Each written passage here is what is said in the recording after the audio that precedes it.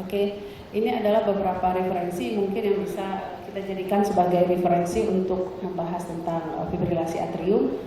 Yang pertama adalah guideline dari PERKI, yaitu guideline dari tata laksana fibrilasi atrium. Kemudian bisa juga yang terbaru kita bisa memakai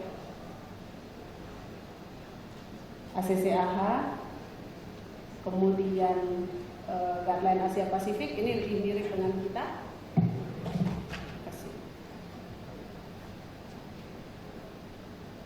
Kita orang Asia, ras Asia, itu akan lebih baik kita baca di samping guideline PERKI adalah guideline Asia Pasifik. Kalau yang dua ini adalah untuk orang bule, guideline ACCAH, Heart Rhythm Society, jadi ini punyanya Amerika dan ini punyanya Eropa.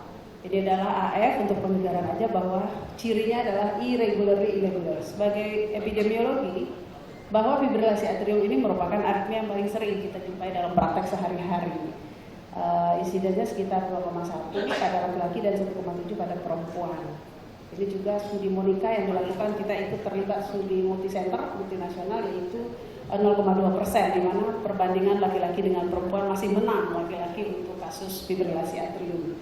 Data dari Rumah Sakit Jantung Nasional Harapan kita yang merupakan cerminan dari kita Indonesia, karena terus terang sampai dengan saat ini belum ada data register yang baik untuk penyakit khususnya aritmia. Kami dari Pokja Aritmia baru sedang berjalan, yaitu kita kumpulkan data registry dari atrial fibrilasi ini. Tapi untuk sementara datanya belum dipublish, dan insiden yang kita pakai adalah 9,8% kasus fibrilasi atrium pada tahun 2013. Seiring meningkatnya usia, maka insiden AF juga akan makin sering, sehingga dikatakan pada buku-buku bahwa usia lebih dari 80 tahun itu akan menderita AS sebesar 27%. Jadi artinya kalau di ruangan ini ada 100 orang pasien dengan usia 80 tahun, 28 orangnya akan fibrilasi atrium. Kemudian setelah usia kita lebih dari 55 tahun, maka resiko untuk terjadinya stroke itu juga akan menjadi double dibanding usia sebelumnya. Samping itu, pertambahan usia juga akan membawa berbagai masalah, di antara lain adalah bahwa komorbiditasnya banyak. Kemudian perubahan fisiologinya tidak sama dengan orang muda. Kemudian concomitant medication dan dietary-nya juga susah untuk diatur, dan adanya keterbatasan fisik. Kenapa sih AF ini begitu getol dibahas untuk saat ini? Karena ujung-ujungnya nanti kalau tidak diatasi seperti pada penyakit jantung kardiovaskular adalah gagal jantung. Demikian juga dengan fibrilasi atrium, bahwa dia akan mempengaruhi konduksi atrioventrikular, akan menyebabkan perubahan hemodinamik dan tromboemboli. Kita akan membahas pada kesempatan kali ini dari sisi pencegahan tromboemboli. Kenapa sih AF itu penting? 4 jam ke depan diperkirakan 10 pasien yang menderita AF akan menderita stroke. Kemudian 8 dari 10 itu mungkin akan menderita stroke dengan risiko tinggi. Ujung-ujungnya 2 dari 10 ini mungkin akan meninggal, 3 mungkin yang akan bisa pulang. Jadi kita sudah bisa mencermati bahwa burden atau beban dari AF ini sangat besar, sehingga para ahli memberikan perhatian khusus pada AF. Kalau langsung meninggal sih nggak apa-apa, selesai, dimakamkan, selesai. Nanti pertanggungjawaban di dalam kubur dan di akhirat. Tapi yang jadi beban adalah orang AF ini tetap hidup, tapi dengan kualitas hidup yang jelek, sehingga membebani ke keluarga dan negara. Ya, jadi bisa menyebabkan kematian, stroke, hospitalisasi, kemudian LV disinkron, LVEF-nya menurun, ya, akhirnya gagal jantung dan kognitif yang berkurang. Patofisiologi AF pada kesempatan kali ini tidak kita akan bahas, tapi ada beberapa teori, yaitu mekanisme vokal, reentry, kemudian adanya faktor pemicu, faktor melanggengkan, jadi multifaktorial. Ini juga adalah beberapa hal yang perlu kita perhatikan dalam patofisiologi AF yang penting untuk tata laksana di masa datang. Misalnya kita harus memperhatikan apakah dia menderita penyakit-penyakit inflamasi seperti diabetes mellitus, dan hipertensi juga diyakini sebagai salah satu bagian dari penyakit inflamasi dan sebagainya dan sebagainya. Ini adalah teori AF yang harus kita pahami sehingga nanti berguna untuk tata laksana selanjutnya. Klasifikasi seperti apa? Mulai 1, 2, 3, 4, 5 klasifikasi AF.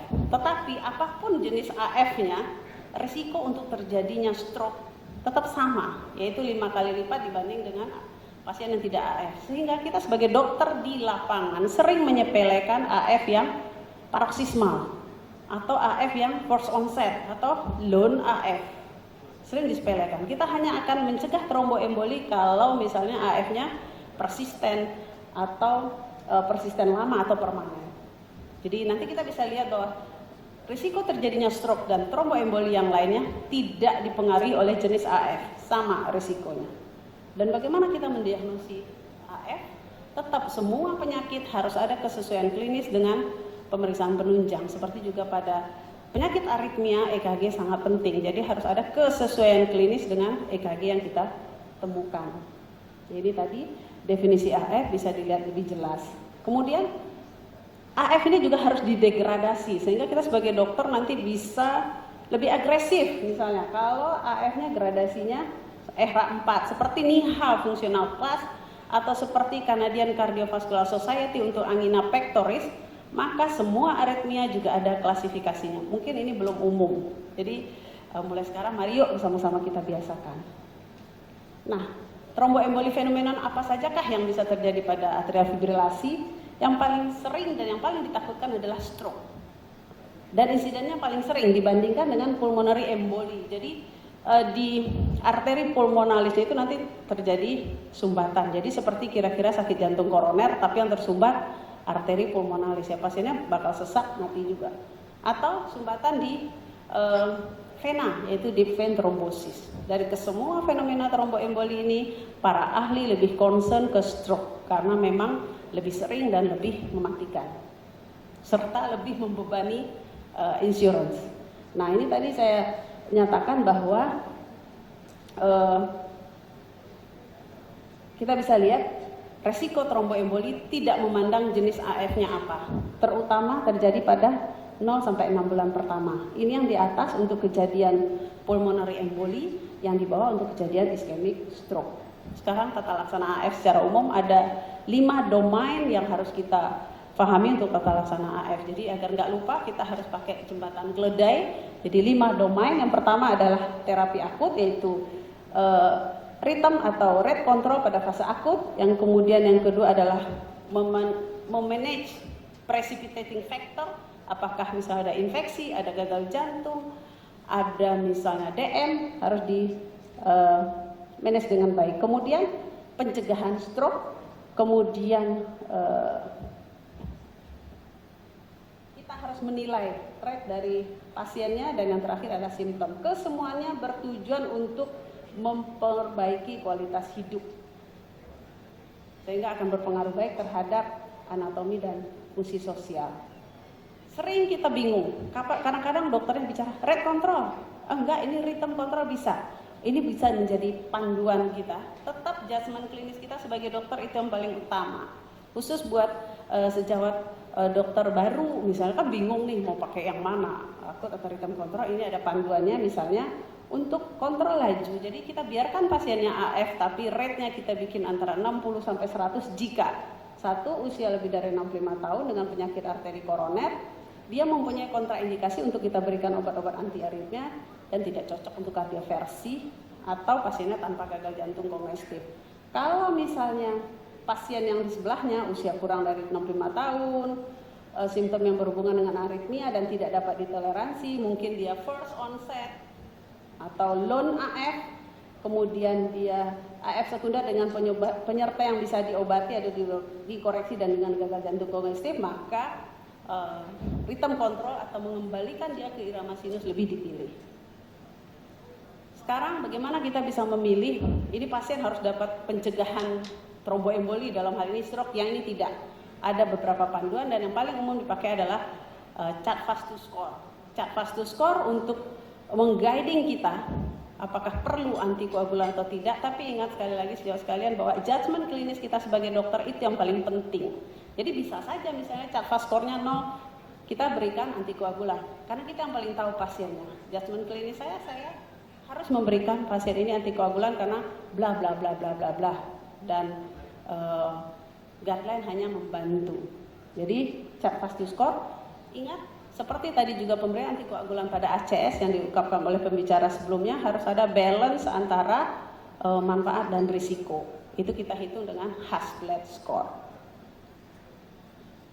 Sekarang masuk ke antikoagulan yang bisa kita gunakan.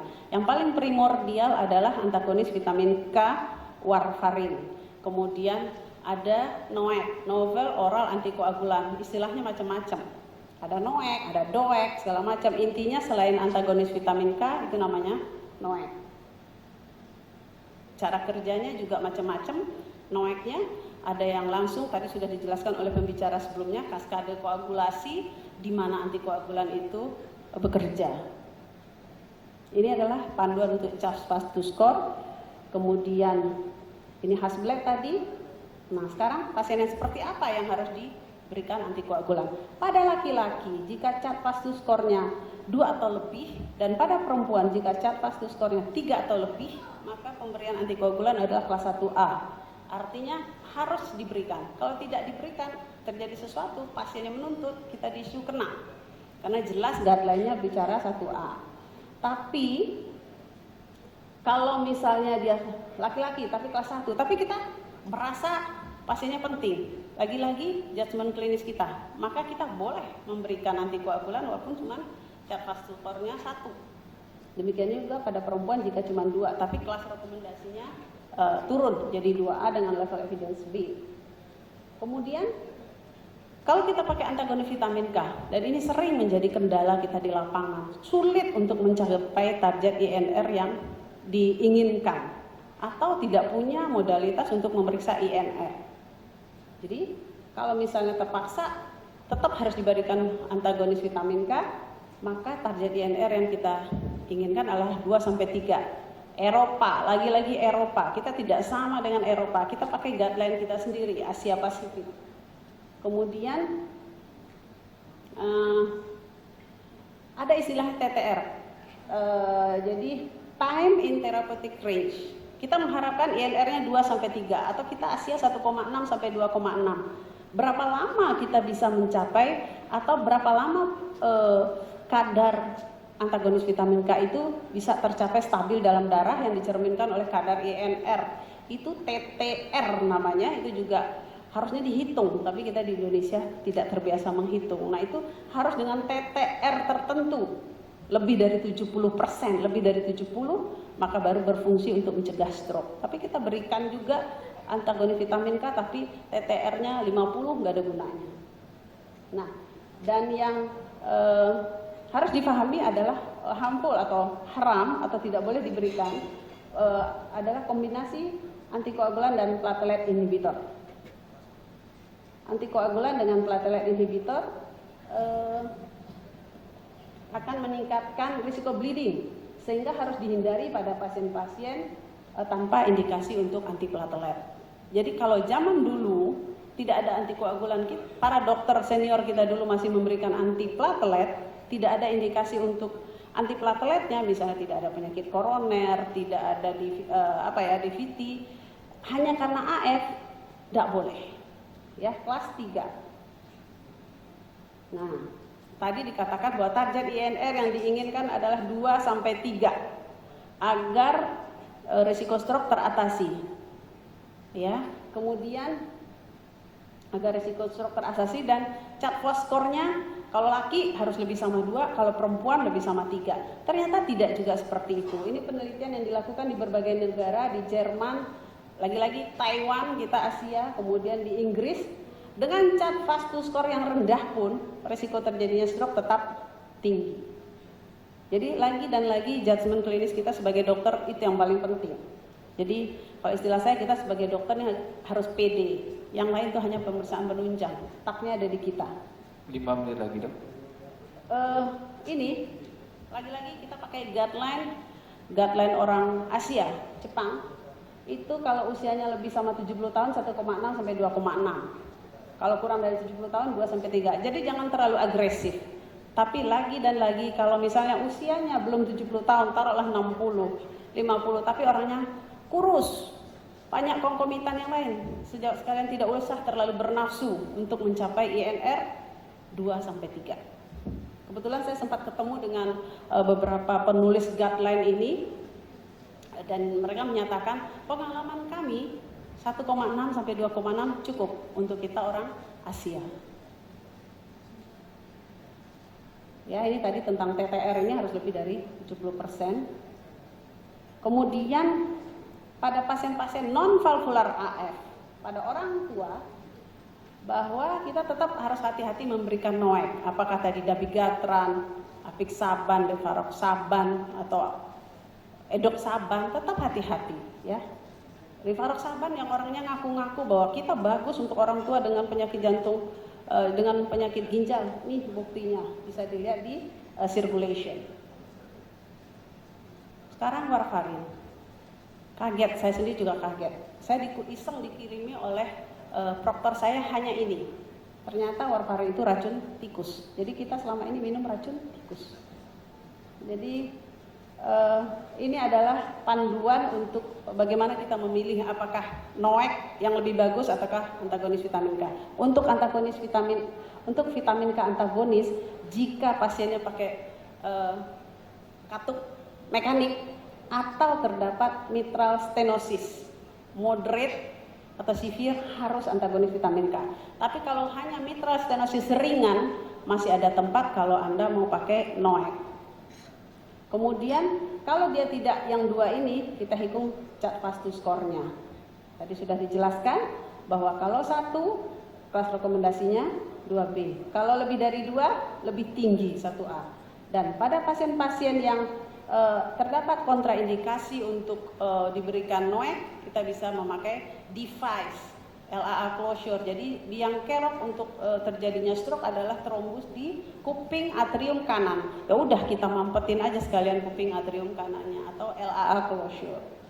Ini juga bagaimana dengan pasien-pasien stroke? Kita mencegah stroke, tapi udah kadung terjadi stroke. Kita perlu untuk secondary prevention. Nah, kita harus pilih-pilih dulu stroke-nya gradasinya seperti apa. Ini adalah panduan kapan kita memulai pemberian antikoagulan pada pasien yang sudah terlanjur stroke. Dan apa antikoagulannya? Pada pasien ACS juga seperti apa? Pasien pakai stent DES, kemudian harus dual antiplatelet, kan tadi sudah diungkapkan oleh pembicara sebelumnya. Tambah pula dia AF. Bagaimana pilihannya? Ini ada guideline-nya. Nah, ini tidak usah saya rasa. Sekarang pada pasien-pasien CKD, ini yang jadi biang kerok, jadi buah si malakama. Dia AF, tapi CKD. Mau dikasih ini bisa nggak? Ini bisa nggak? Bisa nggak? Nah, ini kita ambil saja gampangnya. Semua bisa untuk clearance kreatinin di atas 30%, tapi dengan rekomendasi yang berbeda-beda. Kalau biru ini lancar jaya, boleh kita berikan.